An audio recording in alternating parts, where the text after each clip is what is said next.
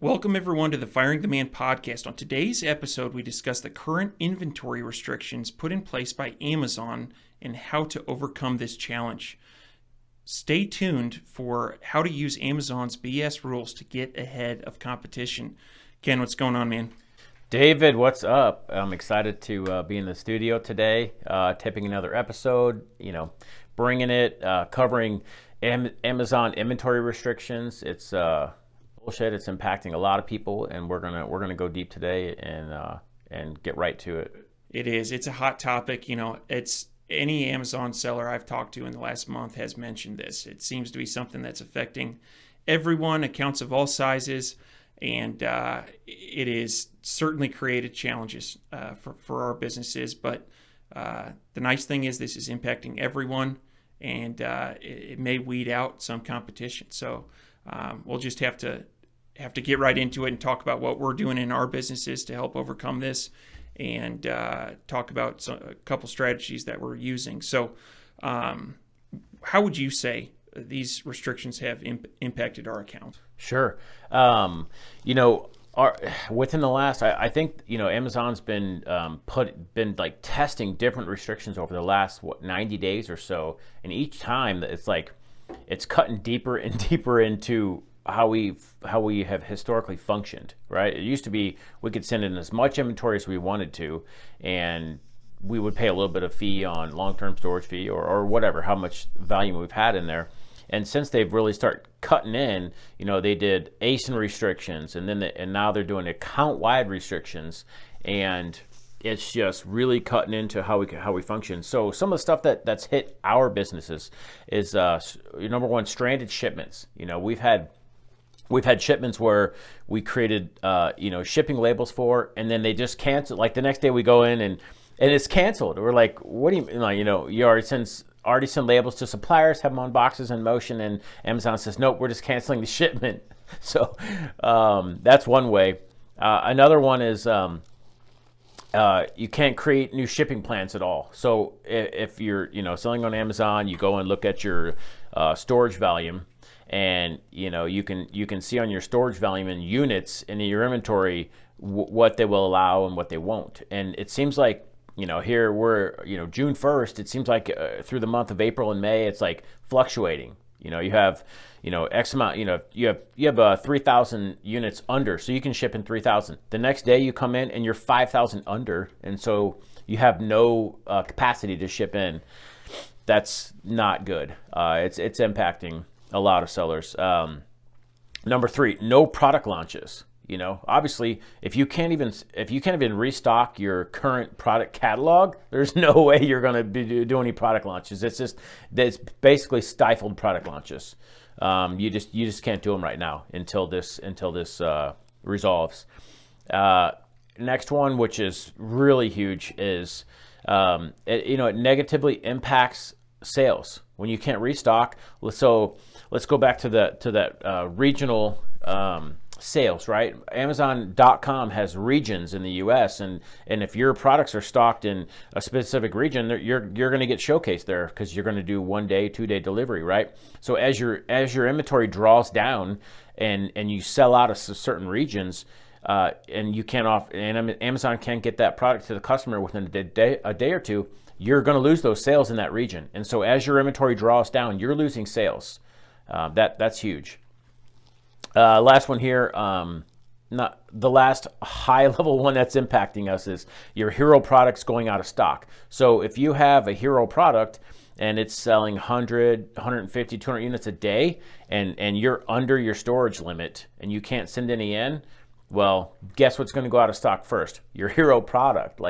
And that's usually where the 80-20 rule is, where you're going to make 80% of your profit is on your hero product. So these are so those are all the ways that it's impacting our accounts and a lot of other sellers listening to this. That the last 2 points I think really seem to be the worst for us. And I was looking at one of the portfolio companies today. We currently have 32,000 units in stock. Our inventory cap is at 20,000 units. And so of those products, we have a couple that sell awesome, like several hundred units a day. And then we have some that are slow movers. And unfortunately, with the account-wide restriction on top of the entire account, we can't send in those hero products, and that is the bread and butter of our business. And so, I think it's forced people to take a closer look at inventory management. But every company is going to have some slow-moving products, and they're going to have some fast-moving products. I would say that 80-20 rule applies to, it's a rule of the universe, so it applies to everything. But it applies to everyone's company. And so this is something that I really hope goes away, and goes away soon. Which leads me to my next question. Is this temporary, or is this, going to be how things work going forward? Yeah. What are your thoughts, David? Do you think this is temporary? Do you think it's permanent? What's up? They have to be. I think they have to be temporary. When we first got hit with these, I remember you commenting, it would be nearly impossible to grow a business this way, right? You had mentioned you can't add any new products. We've stalled out any new product launches because we can't even restock our existing inventory. And so, if I think of the customer experience, sellers are not able to bring new products into the market. And if there are other platforms, say Walmart, that are allowing people to do product launches and they don't have these inventory restrictions, well, the customer's going to, no longer shop on Amazon. They're going to go to Walmart. And that can be, Walmart.com. I'll tell you what, I can say in my personal life, a lot better pricing and good shipping, I like Walmart.com. I really do, as a consumer. And so if my favorite product is out of stock on Amazon, that's the second place I go. And so, anyway, I don't think this is going to be permanent, but I do think that Amazon is making a slight pivot, and that is sticky. That will be around for a while. And so what you have, if I think about this, it's an inventory problem. Amazon has not enough space, and there's too much inventory, and they can't accept any more inventory. And so, if you look at the typical Amazon business, it's run, and I don't mean this in a derogatory way, but it's generally run by someone who's amateur at managing inventory. I can say as a solopreneur, man, we wear 10 hats, and it's hard to be good at all 10. And there's a lot of people that aren't good at inventory management, and they need some help. Well, Amazon has to deal with the implications of these amateurs, right? They're storing their inventory. And, I've done this where I launch a product. I don't know if it's going to sell, but guess what? I've got a year until I get hit with long-term storage fees. So, it's not in my basement. It's in Amazon warehouses, and it's their problem. And so I think, looking at days of inventory on hand and inventory turnover is going to be something that, as sellers, we need to do a better job of. We had this IPI for the longest time, and I didn't know this inventory performance indicator. Is that what it stands for? Yeah, IPI. Yeah, and it was kind of like credit score, but it didn't, for the longest time, didn't mean anything. And so I didn't really pay any attention to it. But I think that is going to, that number and how you manage inventory is going to impact your selling account. And so, I don't know. What do you think? Yeah, absolutely. Just want to follow up on some stuff that you mentioned, and then I'll give my prediction if it's temporary or not. So, if you're listening to this and you're like me, I'm not really good at inventory management. I really loved that I could just buy a bunch of inventory and send it all into Amazon, and then kind of wait to see what the numbers are, and then send in more when that gets low, and not really have to worry about anything else, right?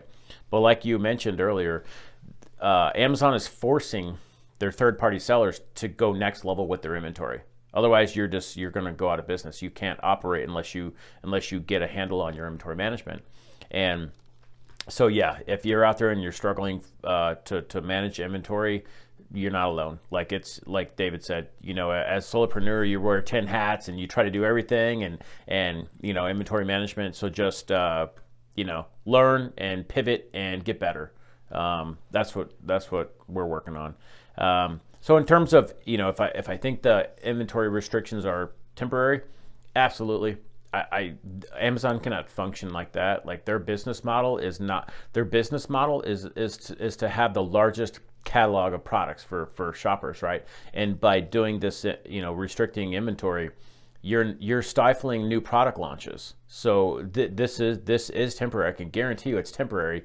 And I think it's done. We don't know when Prime Day is this year. As of yesterday, I looked and I couldn't find a release date for Prime Day.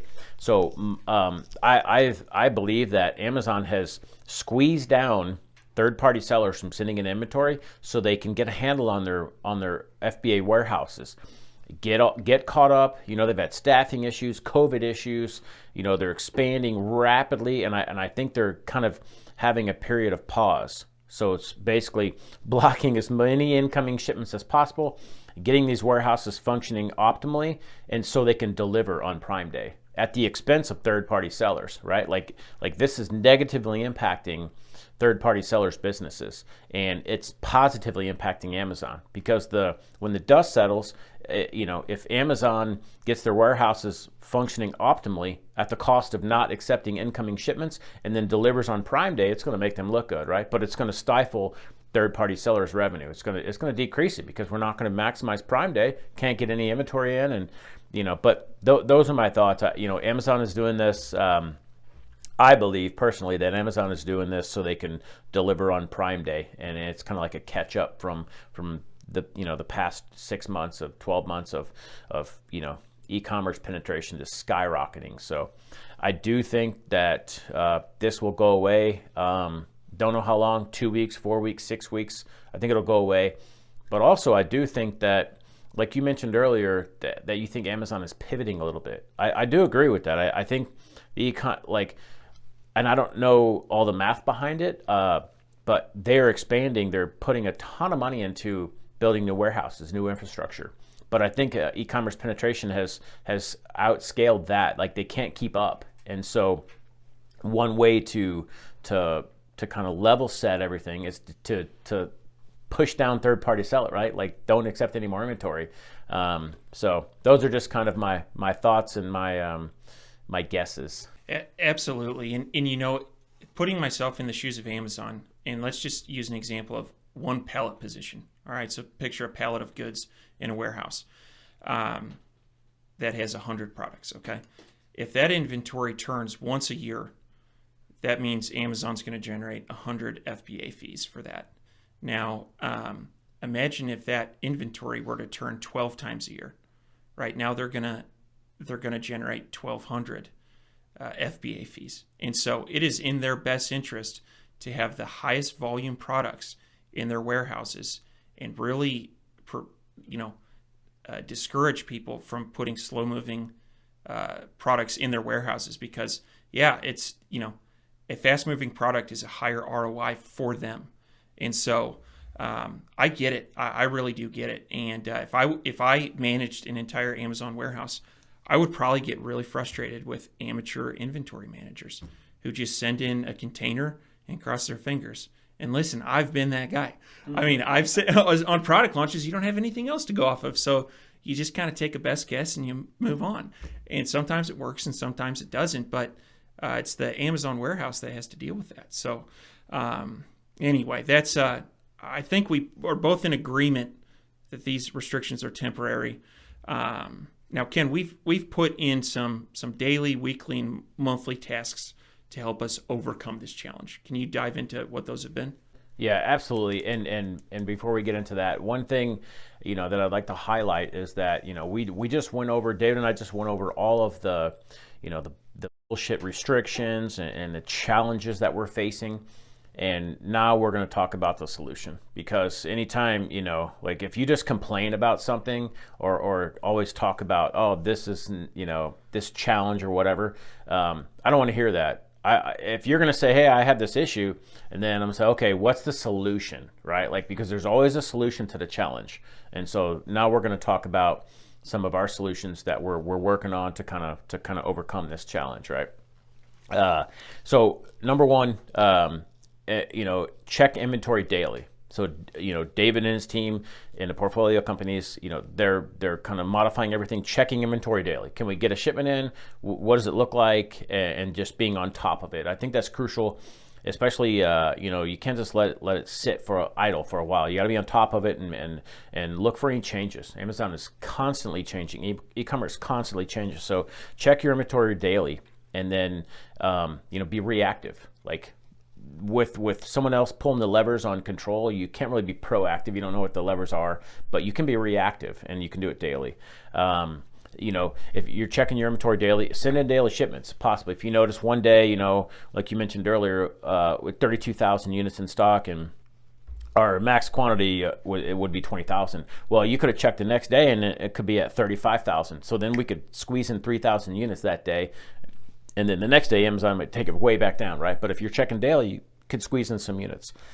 One thing I want to comment there is, to quote 40-year-old virgin, if you don't use it, you lose it. And we have seen this happen where our account-wide access or our account-wide caps slide down. I mean, they've been decreasing. And so if we have 600 units available, guess what? We're going to generate a shipping plan for 600 units because I think that's kind of Amazon's attitude is if they're not going to use this space that we're offering them, we have thousands of people that have filed cases that are applying that they want more storage and they want it today. And if we're not going to give it to this seller, we'll give it to this other seller that's asking for it. And so, yeah, if you don't use it, you lose it.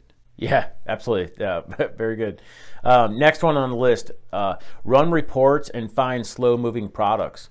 So this is kind of something that we're doing right now. We've been doing it for several weeks now. Trying to, and we're being forced to upgrade our inventory management strategy, right? And so this is one way to do that is running reports, find slow-moving products, create coupons. If you can, if it's profitable or if it makes business sense, don't just do it for the sake of doing it, but crunch the numbers, know your numbers, like David always says, know your numbers. And if coupons make sense, if you still have profit, create coupons. They do help. And sometimes you have to, create a coupon and check it in a week or two and kind of see the numbers and see what you're doing there, but test coupons, run outlet deals. If the margins are there, if you got slow moving products, run outlet deals. Increase your PPC spend, your budgets. If you have the margin there, if you're running at a profitable ACOS, maybe dial it up a little bit. Spike the sales. That'll help. Or your budgets. If you're saying if you run your accounts at I'm going to spend $500 a day or $100 a day or whatever it is for your size of your business, look at that and reevaluate. Are you leaving sales on the table? And if you are, profitable sales, hey, dial that budget up. Liquidate this is the last resort. Liquidate or institute removal process. So if you have products that are sitting in there, let's just say they're over 12 months, you're getting long-term storage fees, they're not selling well, they just been like under the rug for a long time, right? And you're kind of like lifting the rug and sweeping everything around, and you're like, oh, what's this? That's some, random product that we launched 2 years ago, and it's not selling as well. Yeah, you know what? It might be time just to go ahead and liquidate that, do a removal process, whatever. Just kind of cleaning up that inventory management a little bit. Ken, you alluded to this a little bit earlier, but this has forced us to upgrade our processes in terms of like identifying slow-moving inventory and then getting it out. And, we both are in agreement that these inventory restrictions are temporary. However, creating coupons, running outlet deals, and managing inventory by pulling these levers, this is going to be permanent in our businesses. The process that we followed to get specific on this is within Amazon, we run the excess inventory report. And anything that there's a column, days of inventory on hand. And if it's above 200 days of inventory on hand, we're creating a coupon or an outlet deal. And we're doing this on a monthly basis. Though those outlet deals, they do expire.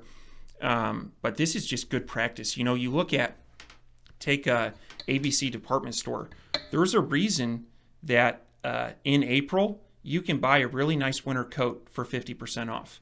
Right? They're That's what big retail does is they run specials, right, to clear inventory out of the queue, and it generates some cash flow. And so, we were talking about, you said liquidating is a last resort, and we had this discussion. We were talking about doing a giant removal order, and that generates zero cash flow. In fact, it costs us money to do that. And I hate, and I normally would never say this, but I hate selling at a loss. It drives me completely bonkers. But say my break-even point is $9, and I have to sell something for $7, right? And I'm going to lose $2 on every sale. That still generates cash flow. And a removal order generates no cash flow. And so we have been looking to every alternative, even if that means selling at a slight loss, just to clear out some stale inventory, and it's a good practice. So anyway, that's I just wanted to jump in there and say that. Yeah, absolutely. That's a gold mine there, and like David said, we're kind of using this as a as a point to add in long term to kind of level up our inventory management processes. Moving on down the list, next one, consider increasing prices to slow your sales if you're close to stocking out. So let's say, and this is one you'll have to, it can be a detriment. If you have a hero product and it's ranking really high on, 20, 30, 50 keywords, and you decrease the conversion rate, it's going to hurt your ranking. So you have to, measure that before you pull the trigger on this lever. And there's also what we've noticed is that, your competitors are going to sell out too. Like everybody is under this restriction. So if you sell, water bottles and there's 12 sellers out there and 9 of them are stocked out and 3 of them are not, and you have the best product, you might be able to increase your price and not really hurt your sales. So this is a lever. Take a look at your the entire view of your category and see whatever your competitors are doing, but you might be able to increase your price a little bit, and just to kind of slow those, because if you can't restock, if you're out of stock, it's not going to help you at all. No revenue, no ranking, anything. So take a look at that. Maybe increase your prices. On a piggyback on the top of that, today, June 1, Amazon just instituted a price increases, on fees. So, you've got that, you've got supply chain issues, you've got freight is through the roof.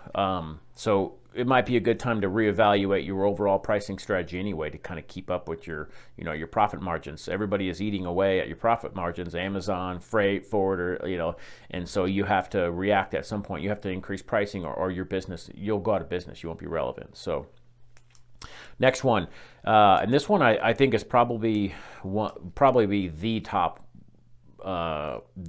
item on this list that I think moves the needle the most, and that's contracting a 3PL to store your inventory and ship it out if possible. This is especially true if you have, if you source your products from overseas. Even if not, it's a great idea to have it as a buffer, but especially if you source from overseas, a 3PL is almost a must-have now.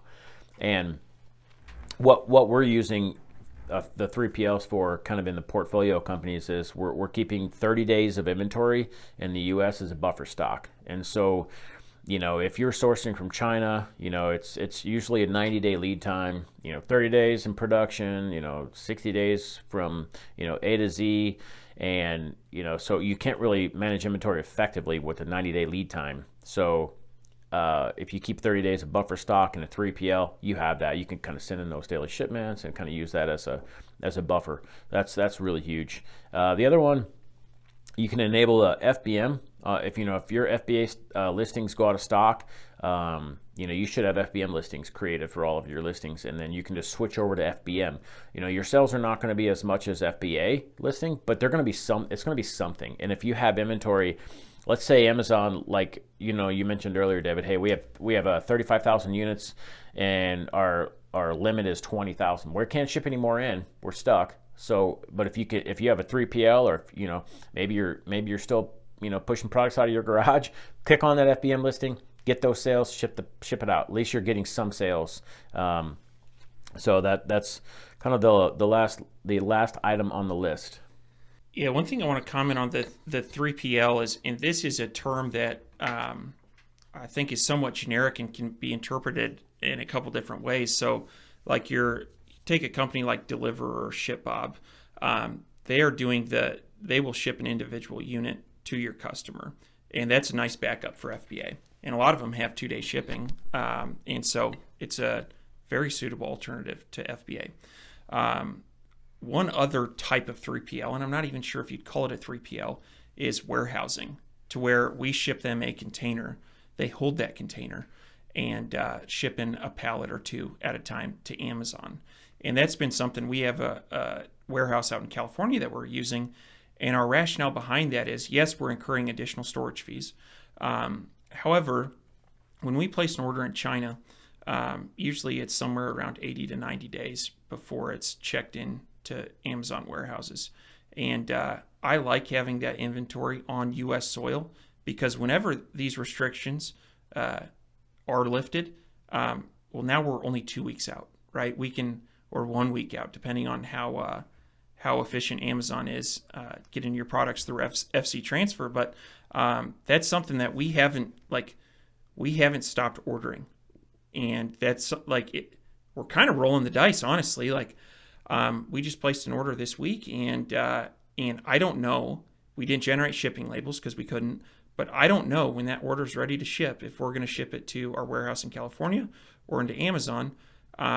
But it's going to ship, and I do want it on U.S. soil. I think that's gonna help us, and so we'll have to, whenever these restrictions are lifted, we'll have to have a party after we generate shipping labels. Yeah, for sure. Absolutely. And you're right. Thanks for reiterating that. So 3PL and then warehouse, you could have your own, you could even operate, if you have your own warehouse, and then, store pallets and not ship single in, but just store that buffer inventory in pallets and bulk ship it in. So yeah, definitely want to keep those two separate, 3PL and warehouse.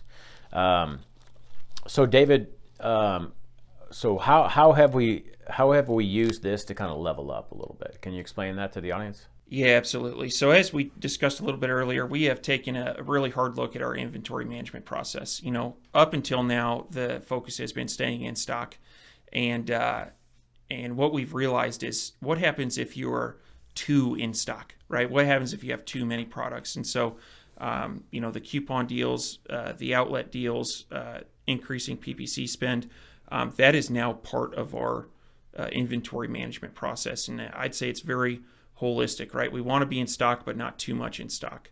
And that has had a good impact on cash flow, right? We've when you buy inventory and it sits for a year, it's not generating any cash flow. And so we like moving those levers and cranking up our cash flow a little bit. It's also forced us to take a hard look at our product catalog and make a business case for each product. I have some products right now that I'll sell 10 of a month. They're 10 profitable sales, and the supplier has a really low MOQ. And so I don't mind that I just make 10 sales a month. Does it probably generate no more than $30 of income? Yeah, but it's $30 of income, and if I'm placing an order with that supplier, it's not a lot of extra work just to tack on 10 or 15 units, right? And so, however, I do think that is, we talk about the 80-20 rule a lot. And, those slow moving listings, they still get flagged for pesticides. They still, we still need to update the images. When we do video, sometimes we'll do video for those. And so there's maintenance that goes on in having a listing. And, you may ask yourself, is it worth it to maintain this listing if it's only generating $30 a month in profit? And I would say, the answer is probably no. And so as much as I've been in the camp of more products, but it's kind of forced us to trim the fat a little bit.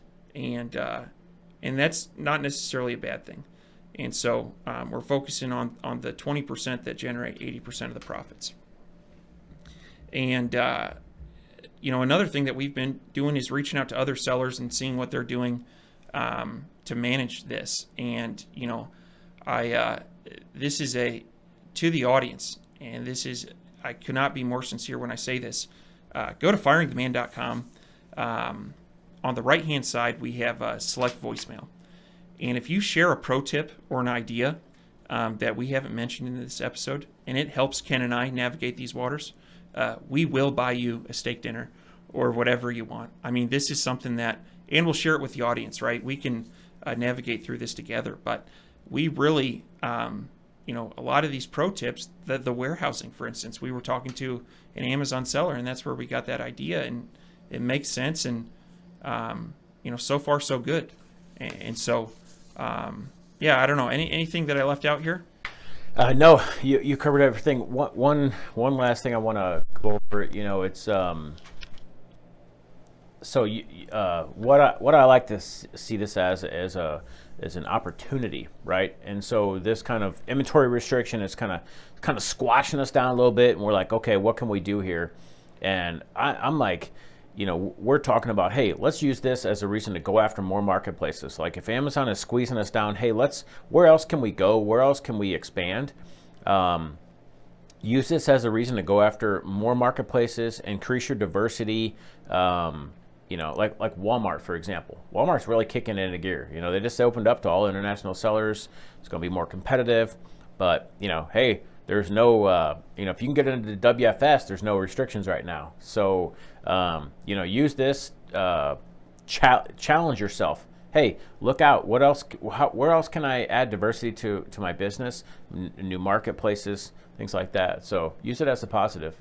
Absolutely. This is something when we set out in 2020, we had each portfolio company, we had made goals for each one. And, I would say one goal that may have been a little bit different for each one, but, we wanted to double revenue and triple net income. And we were planning on doing that through product launches, at least achieving a piece of that through product launches. Well, guess what? We can't launch any products. And so we can either sit on our hands and do nothing, or we can go after market penetration on some of these other marketplaces. You're exactly right. And so we're very bullish on Walmart.